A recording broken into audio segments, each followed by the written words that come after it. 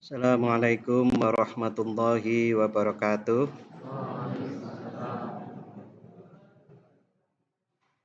Bismillahirrahmanirrahim.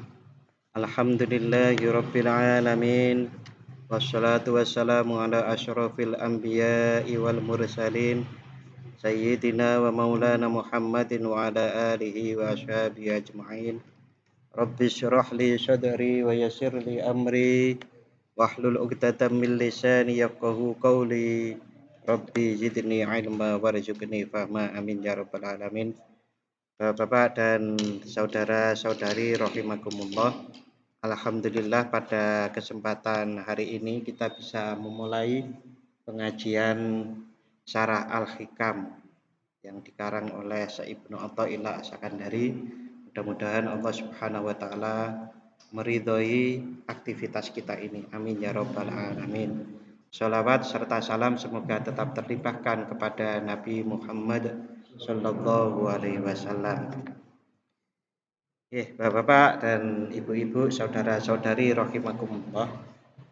Kita pada kesempatan malam hari ini akan melanjutkan sampai pada hikmah yang 16. Terakhir saya membaca hikmah 16 itu sampai 22, cuma matannya saja. Matannya saja, belum syarahnya. Nah, malam hari ini saya akan mengulang dengan penjelasannya gitu. Jadi judul yang pertama yang saya tawarkan gitu untuk kesimpulan malam hari ini itu, apakah sudah bisa ihsan? Kalau belum bisa ihsan, padahal Allah Subhanahu wa taala yang mendhahirkan segala sesuatu. Bismillahirrahmanirrahim. Qala Syekh Ibnu Athaillah radhiyallahu an. Kaifa yutasawwaru ay yahjubahu syai'un? Bagaimana dapat dibayangkan bahwa Allah dapat dihijab oleh sesuatu? Wa huwallazi adhara kulla syai', padahal Allah lah yang mendahirkan atau yang menampakkan segala sesuatu. Kemarin sebelum libur itu saya jelaskan bahwa Syekh Ibnu Athaillah itu merasa heran dengan ungkapan ini, dengan orang-orang yang belum bisa musyahadah kepada Allah Subhanahu wa taala, yang bisa melihat secara hakiki bahwasanya Allah Subhanahu wa taala itu ada, terlihat pada segala sesuatu. Karena apa? Di antaranya salah satunya adalah Allah yang mendhahirkan segala sesuatu itu. Jadi awalnya alam semesta ini kan tidak ada. Yang mengadakan, yang menampakkan menjadi ada itu Allah. Kok kemudian bisa-bisanya kita sekarang ini melihat alam semesta kok tidak tampak yang mendhahirkan atau yang membuat alam semesta ini. Mudahnya ilustrasi yang mudah dicerna itu, kalau kita diberi seseorang hadiah, lalu kita itu tertutup oleh hadiah itu, lalu tidak tampak yang memberi hadiah. Mudahnya begitu. Itu kan boten patut nggih. Boten patut. Harusnya seperti itu. Kita melihat alam semesta, bahkan merasakan diri kita sendiri itu adalah yang mengadakan, yang menciptakan, yang melahirkan, yang menampakkan itu adalah Allah. Yang membuat tampak itu Allah. Kok mengapa kita tidak mampu merasakan dengan keimanan, dengan hati kita, betapa tampaknya Allah pada segala sesuatu. Nah, kalau dalil Allah menciptakan di dalam Al-Quran itu banyak sekali. Allah, nah, ini diantaranya Allah maha melihat, Allah maha mengetahui, maha menciptakan. Itu kan pun cetha sekali di dalam Al-Quran banyak sekali. Kemudian saya baca selengkapnya. Pada hikmah di bawah ini atau hikmah yang ke-16, kita niku pun ke-16, berarti sebelum libur itu sudah ke-15. Bapak-bapak, ibu-ibu dan saudara-saudari, kalau ingat saya pernah membagi PDF. Yang mana PDF itu berisi tulisan ini penuh. Cuma PDF itu belum ada harokatnya, tidak ada jenggotnya istilahnya. Orang-orang ini mengatakan jenggot. Di tulisan kecil-kecil ini disebut tulisan jenggot. Makna bahasa Jawanya. Belum ada itu. Kalau ingat itu sekitar di halaman 8 apa kalau tidak salah ini. 12 di halaman 12 kalau mau ngecek ke PDF-nya yang pernah saya bagi. Nggih. Syekh Ibnu Athaillah menyebutkan dalil-dalil yang menegaskan bahwa orang arif yang bukan orang awam, orang arif atau sifat arif itu adalah tujuan kita Bapak Ibu. Jadi kita itu dengan mengaji itu harapannya dari orang yang biasa, orang awam seperti kita-kita ini bisa meningkat menjadi orang yang arif. Orang arif itu adalah orang yang pengenalan terhadap Allah itu lebih baik. Meneladani Rasulullah, meneladani ulama-ulama. Ulama-ulama yang arif billah. Nah, orang arif itu tidak pantas kalau dia terhijab.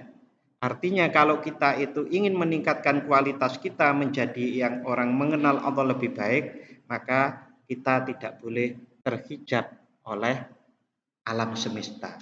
Setiap melihat segala sesuatu harus tampak Allah di situ. Kita harus merasakan bahwa itu adalah ciptaan Allah. Itu adalah kekuasaan Allah. Bahkan hal-hal yang kecil termasuk gugurnya daun dari pohon, dari tangkainya, itu adalah kehendak Allah, ciptaan Allah. Dan tidak ada bisa yang mencegah apapun yang ada di dunia ini terjadi kalau Allah menghendakinya. Nah, kondisi terhijab itu adalah dialami oleh orang-orang awam. Nah, Allah itu melahirkan atau menampakkan, membuat tampak segala sesuatu. Bima asyraka alaihi minan nuril wujud, Allah menampakkan segala sesuatu dengan cahaya min nuril wujud, cahaya wujud. Wa qad kana fi dzulmatil adam, yang awalnya adalah ada di dalam kegelapan ketiadaan. Jadi segala sesuatu itu diadakan, diciptakan oleh Allah, awalnya itu tidak ada. Tidak ada itu diibaratkan sebagai kegelapan. Kama taqaddama, sebagaimana dijelaskan yang lalu-lalu bahwasanya alam semesta itu adanya adalah karena diadakan oleh Allah Subhanahu wa taala. Fabidzuhurihi fil asya, dengan kemunculan cahayanya dalam segala sesuatu, dhaharat, maka menjadi wujudlah segala sesuatu itu. Dengan nur atau cahaya wujudnya Allah, maka tampaklah segala sesuatu. Hal itu di dalam Al-Quran dijelaskan dalam Quran surat An-Nur. Allahu nurus samawati wal ardh ila akhirih. Allah itu adalah cahaya langit dan bumi. Mengandaikan Allah itu tidak memberikan cahayanya bagi langit dan bumi termasuk kita di dalamnya, maka kita itu tidak ada. Wa idza kana dhuhuril asya'i mutawaqqifan, jika wujud segala sesuatu itu bergantung alaihi kepada Allah, pada cahayanya. Wa idza kana dhuhurul asya', dan tatkala segala sesuatu, tampaknya sesuatu, adanya sesuatu itu mutawaqqifan alaihi, bergantung pada Allah, pada cahaya Allah, fayastahilu, maka menjadi mustahil an tahjubahu, kalau Allah itu terhijab. Nah, Allah itu yang mengadakan segala sesuatu, yang menampakkan segala sesuatu, kok bisa terhijab? Mengapa kita nyatanya terhijab? Jawabannya karena kita terpesona oleh alam semesta. Seharusnya idealnya sebagai seorang mukmin kita itu tidak terpesona oleh segala sesuatu ciptaan Allah, kita harusnya terpesona pada yang menciptakan, yaitu Allah Subhanahu wa taala. Kalaulah kita itu melihat alam semesta itu begitu indahnya dan kemudian terpesona, betapa yang membuat itu lebih mempesona. Seharusnya seperti itu. Hanya karena mata hati kita yang belum terbuka secara kuat, belum mampu melihat secara terang, maka hal-hal seperti itu, alam semesta itu masih menutupi kita semua. Kalau kita itu merasa percaya, sangat percaya pada Allah, kemudian cinta Allah, niki ilustrasi yang mudah. Kalau orang itu lagi jatuh cinta, apapun yang di depannya niku bisa tidak kelihatan. Yang kelihatan itu adalah yang dicintai. Leres nggih? Bener, Mas? Bener. Sambil senyum katanya bener gitu. Maka kalau kita itu terpesona jatuh cinta pada Allah, pasti yang lain-lain ini tidak kelihatan. Terus nggih Bapak Ibu? Nggih. Bagaimana agar cinta kepada Allah? Contoh yang paling sederhana, kalau kita itu dibaiki orang setiap hari. Ini berkali-kali saya sampaikan. Dikasih uang 10 juta tiap hari. Wah, seneng gitu, Bu. Wah, niku kalau nggak ada itu pasti diiling-iling nanti ya. Orang itu yang biasanya ngasih uang mana ya? Kan gitu. Nah, kalau kita itu mengakui, sebetulnya mengakui, cuma pengakuannya itu kurang tebal. Nah, kalau tebal pengakuan kita, kita itu diberi 10 juta lebih oleh Allah tiap hari, maka kita akan, ya Allah, terima kasih, ya Allah, terima kasih. Maka pemberiannya itu tidak kelihatan, yang kelihatan adalah Allah. Sama seperti orang tadi itu, kalau diberi hadiah, bukan hadiahnya menutupi matanya, tapi yang memberi hadiah itu yang lebih mulia, bukan hadiahnya yang mulia, tapi yang pemberi hadiah. Caranya berkali-kali, caranya harus berkali-kali dipahami bahwa yang ngasih itu adalah Allah. Bapak Ibu, ada satu ilustrasi. Kalau ada orang sakit, lalu ke dokter. Kemudian dokter itu menjadi sebab perantara dia sembuh. Lalu ada dokter yang lebih ahli daripada dokter yang menjadi perantara dia sembuh. Dijejer. Yang ngobati dia terus kemudian sembuh itu dokter A. Dokter B ini lebih ahli. Dijejer. Di hadapan dia, Bapak Ibu. Yang lebih ia cintai dokter A atau B? Apa? Dokter A, walaupun B itu lebih ahli, lebih pintar. Karena apa? Karena si A, dokter itu pernah berjasa menyembuhkan dia. Ngoten nggih? Terus sekarang pertanyaannya, lebih berjasa pundi Allah dengan alam semesta ini? Allah toh. Nah, Pak, kula nggih pun ngertos ngoten niku. Nah, biasanya itu akan menjadi nandis Bapak Ibu kalau kita pernah ditolong oleh Allah, terasa banget.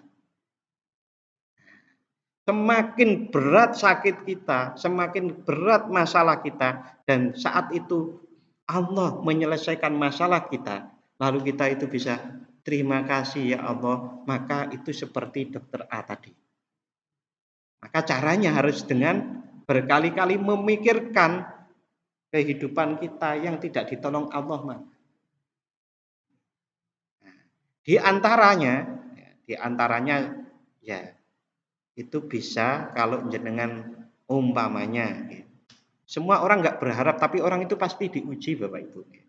Umpamanya pas kehabisan uang. Itu kalau dipikir dari mana ya? Utang kemana sudah nggak bisa, nyari dari mana juga nggak bisa. Kok tiba-tiba gitu loh. Tiba-tiba ada orang yang sebetulnya kita kenalnya aja lamat-lamat. Tapi kebetulan ketemunya nang masjid, itu podo seneng nih. Wah, koncoku masa lama. Langsung kemudian perginya ngamplopi. Gak disangka-sangka sama sekali toh Pak Bu. Kalau pernah begitu atau pernah sakit dibawa ke dokter, 10 dokter, 15 dokter, selain dokter itu yang Yang di luar dokter, tabib-tabib apa namanya? Apa? Bukan. Yang penyembuh-penyembuh niku lho. Yang bukan dokter, napa sih? Nggih semacam itulah pokoknya. Nah, itu sudah dibawa ke sana juga enggak sembuh. Lah, sembuhnya itu umpamanya kemudian moco nang majalah suwean, majalah wis suwean lagi kan. Nemune nang masjid. Jarang-jarang nang masjid kok kebetulan nang masjid umpamane ngoten. Kok masjid. Apa? Oh, nek sakit gini itu mau obatnya ini cuma digecek ke temulawak kata. Umpamanya begitu. Cuma di apa? Dikeprekkan lalu dikasih air panas, didiamkan 2-3 jam, diminum sembuh. Nah, saat semua makhluk ini sudah nggak bisa membantu kita dan saat itu kita dibantu dengan tidak terduga-duga itu, maka kita akan bisa lebih mencintai Allah Subhanahu wa taala. Nah, Bapak dan Ibu-ibu, bagi orang-orang tertentu yang saya lihat dia itu sudah masuk dalam golongan ma'rifatullah, niku bilangnya begini. Ujiannya Allah itu yang berat itu kalau sudah hidup dan mati. Nek lulus, biasanya orang itu akan mencintai Allah sebagaimana mencintai dokter A itu tadi. Berkali-kali lipat mencintainya dan saat itulah nopo-nopo niku mboten ketok, sing ketok niku Gusti Allah. Jenengan coba lihat testimoni kisah-kisah orang mati suri. Niku kan wedi tenang kali Gusti Allah nggih. Nek mboten wedi nggih seneng banget karo Gusti Allah. Kalau mati surinya itu yang dilihat neraka, pasti takut sekali. Nah, itulah orang-orang yang sudah menyaksikan benar betapa ia diselamatkan oleh Allah dari kematian. Kalau bisa seperti itu akan cinta Allah, maka Allah itu akan selalu kelihatan. Lihat siapapun kawula ni Gusti Allah. Makhluk Gusti Allah. Rezeki ini Gusti Allah. Walaupun yang ngasih orang loh Pak. Itu dari Allah. Begitu saudara. Allah. Maka Allah tampak pada segala sesuatu. Nah, niku ilustrasi dari penjelasan hal-hal seperti itu. Nah, semakin kuat seseorang itu, maka apa yang dianggap oleh orang awam tidak tampak Allah, dia tampak. Karena apa? Ya karena cintanya tadi. Karena cinta itu membuat pandangan semakin tajam. Pandangan hati, nggih. Hatta yakuna khafiyan. Fayastakhilu antakjubahu, maka mustahil alam itu menghijab Allah hatta yakuna khafiyan, sampai Allah itu menjadi tidak tampak. Itu mustahil sebetulnya. Ghaira dhahirin, dan tidak dhahir. Fa innal idharo, karena sesungguhnya menampakkan itu innama yufidu duhurul mudhir. Karena sesungguhnya menampakkan, tindakan menampakkan itu pasti atau meniscayakan ada zat yang melakukan membuat tampak itu. Kalau ada ciptaan, ada pencipta. Kalau kita dapat rezeki, ada sang pemberi rezeki. Kalau kita itu diberi kasih sayang, berarti ada yang mengasihi dan menyayangi. Kalau kita itu diberi pengetahuan, berarti ada yang memberi, sang maha pemberi pengetahuan. Nah, Bapak dan Ibu-ibu, Asmaul Husna itu bisa juga kita jadikan sebagai bahan atau materi untuk kita selalu melihat Allah. Apapun kondisi kita. Jadi kalau Allah itu maha kasih atau ar-Rahman, berarti kita itu adalah hamba yang membutuhkan kasih. Kalau Allah itu yang maha pandai, kita itu yang maha bodoh. Kalau Allah itu yang maha bijaksana, kita itu yang maha salah, sering lalai. Kalau Allah itu maha pengampun, kita itu sering dosa, yang membutuhkan pengampunannya. Jadi apapun kita itu, aktivitas kita bisa dihubungkan dengan Allah. Yang paling global adalah menghubungkan dengan cara Allah pencipta. Kita ada. Berarti adanya kita itu adalah diadakan oleh Allah. Dan kita pun dilestarikan, artinya diberi kehidupan. Yang memberi hidup itu adalah yuhyi, yaitu Allah yang maha menghidupkan. Kita hidup, Allah yang memberi hidup. Kalau itu disadari terus, maka insya Allah dengan berketerusan seringnya itu akan semakin tebal rasa penglihatan kita, keimanan kita kepada Allah, kita menyaksikan Allah sebagaimana ilustrasi orang yang tadi mencintai orang lain tadi. La khafa'a dan tidak tersamarkan yang menampakkan. Artinya kalau sesuatu ini tampak ada yang menampakkan, maka yang menampakkan itu harusnya lebih tampak. Ini penjelasan la khafa'ah. Bapak dan ibu-ibu, saudara-saudari rahimakumullah, kita lanjut hikmah yang ke-17. Itu tadi 16. Kaifa yutasawwaru ayyahjubahu syai'un wa huwa alladhi dhahara bi kulli syai'. Ini maknanya, bagaimana dapat dibayangkan bahwa Allah dapat dihijab oleh sesuatu padahal dia yang tampak zahir pada segala sesuatu. Kalau tadi itu adharo, Bapak Ibu, bedanya dengan tadi apa? Tadi itu kata-katanya adharo. Kalau ini dhaharo. Adharo itu menurut beberapa ulama ada penjelasan seperti ini. Asyurnubi ini berkata, niki nggih syarah Al-Hikam, tapi dari pengarang namanya Asyurnubi. Pengarang Ibnu Athaillah menjelaskan beberapa dalil yang menunjukkan bahwa Allah Subhanahu wa taala tidak mungkin dihijab oleh apapun, siapapun, makhluk atau alam. Perkataan adharo, apa-apa yang batin pada alam gaib, maka dialah yang mendahirkan pada alam realitas. Niku maknanya Bapak Ibu, semua kan sudah tertulis di Lauhul Mahfuz. Gitu. Nah, itu namanya di tempat gaib.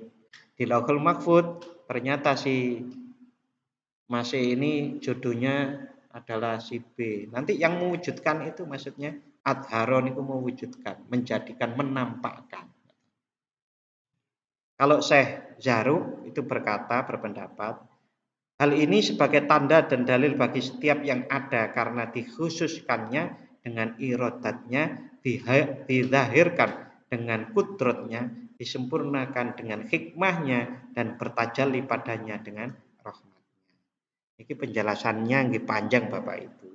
Jadi irodah itu adalah kehendak Allah, kudroh irodah kehendak Allah, yang namanya irodah, kudroh itu yang melahirkan atau membuat zahir atau tampak, disempurnakan dengan hikmah kebijaksanaan Allah dan bertajalli padanya dengan rahmatnya.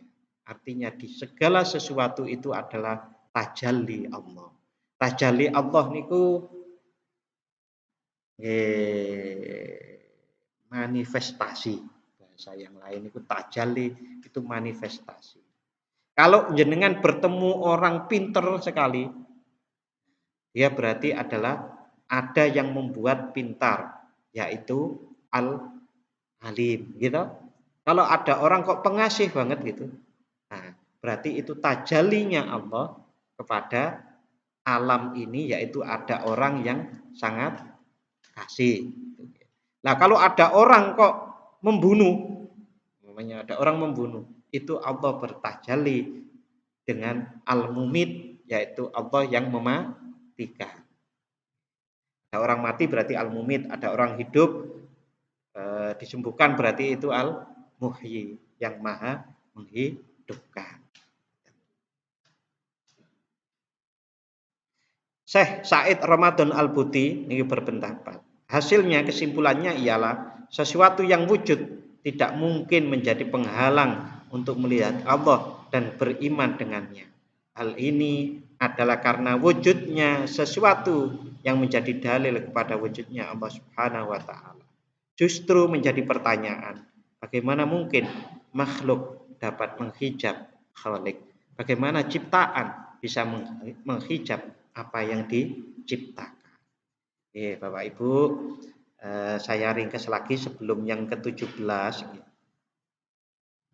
Saya ringkas bahwasannya kalau kita itu mengakui diri kita belum nampak Allah pada segala sesuatu, pada alam semesta ini, kita masih terhijab dengan hadiah pemberian Allah daripada melihat Allah, maka kita perlu belajar untuk mencintai Allah dengan mengingat karunia-karunia-Nya sebagaimana yang saya jelaskan tadi.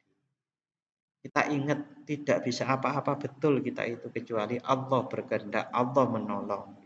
Itu berkali-kali kita mengucapkan la haula wala quwwata illa billah, mengucapkan Allahu Akbar, Allah Maha Besar, Allah Maha Berkehendak, Allah Maha Kuasa. Lah itu dihikmati dengan diulang-ulang ucapannya, dengan dipikirkan maknanya.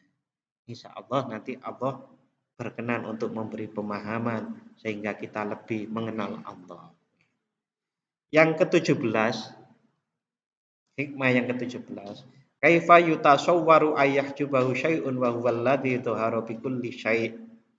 Bagaimana dapat dibayangkan bahwa Allah dapat dihijab oleh sesuatu padahal Dia yang tampak zahir pada segala sesuatu. Penjelasannya Bapak-bapak, hatta istadalla alaihil mustadillun. Allah lah yang menampakkan segala sesuatu agar dapat dijadikan dalil bagi orang-orang yang mencari dalil sebagai bukti keberadaannya. Hatta istadalla, sehingga mengambil dalil alaihi atas Allah al-mustadillun, para orang-orang yang mengambil dalil bil asya'i, dengan sesuatu. Kama qala ta'ala fi kitabihil karim, a'udzu billahi minasyaitonir rajim, bismillahirrahmanirrahim, sanurihim ayatina fil afaqi wa fi anfusihim hatta yatabayyana lahum annahul haqq, awalam yakfi bi rabbika annahu ala kulli syai'in syahid. Fussilat 53. Kami akan memperlihatkan kepada mereka tanda-tanda kebesaran kami di segenap penjuru dan pada diri mereka sendiri. Ini dalilnya, ya, sehingga jelaslah bagi mereka bahwa Al-Quran itu adalah benar. Wadzalika li'annal asyara, sesungguhnya mengambil dalil atau mencari dalil, li'annal asyara, sesungguhnya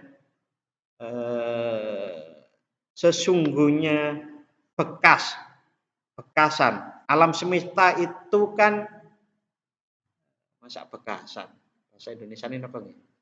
Kan diciptakan Allah, maka itu adalah sebagai petunjuk bahwa ada pencipta. Alam ini ciptaan, maka ada penciptanya. Kok alam ini ku ada penciptanya, Bapak Ibu? Nyatanya alam itu berganti-ganti. Berganti-ganti itu petunjuk adanya sesuatu yang baru pada alam. Kita tiap hari ini kan enten sing ganti. Paling-paling yang mudah dilihat kuku ini tambah panjang. Nah, kuku tambah panjang itu berarti ada yang membuat panjang. Berarti manusia itu, kita real punya tanggal lahir, berarti dulu enggak ada, berarti dilahirkan. Terus urut sampai manusia pertama asalnya enggak ada menjadi ada, berarti ada yang menciptakan. Alam yang berganti-ganti ini itu berarti pernah juga di titik nol, tidak ada. Karena apa? Nyatanya alam itu tambah ke sini tambah rusak.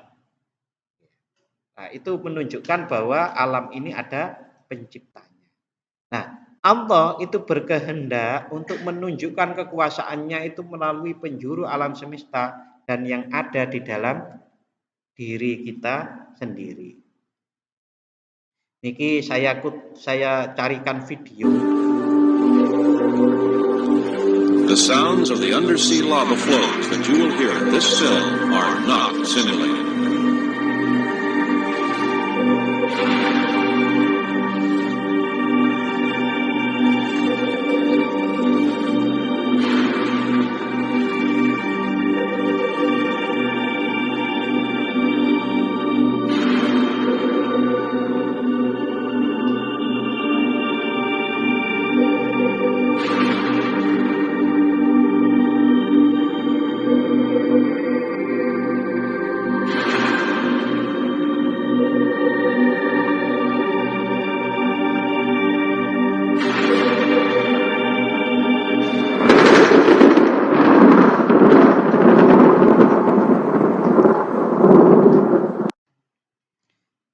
Bapak-bapak dan ibu-ibu, saudara-saudari, di Al-Quran itu banyak ayat-ayat yang semacam ini.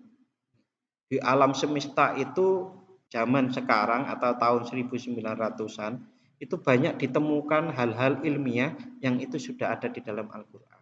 Itulah yang dimaksud oleh Allah sebagai bahwa yang dimaksud ini, kami akan memperlihatkan kepada mereka tanda-tanda kami, tanda-tanda kebesaran kami di segenap penjuru. Itu Allah meletakkan itu sehingga orang sudah tidak bisa mengelak lagi bahwa Al-Quran itu benar.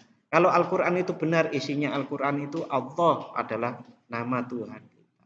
Nabi Muhammad itu utusannya Allah. Aturan-aturannya ada di dalam Al-Quran. Manusia sudah nggak bisa mengelak lagi sebetulnya karena ditunjukkan buktinya. Nah, yang ada di dalam diri, nah ini agak panjang ya. Ini kalau ingin mencari, saya sudah pernah merekam penjelasan tentang mukjizat-mukjizat Al-Quran ini di YouTube saya, pengajian di Berbah.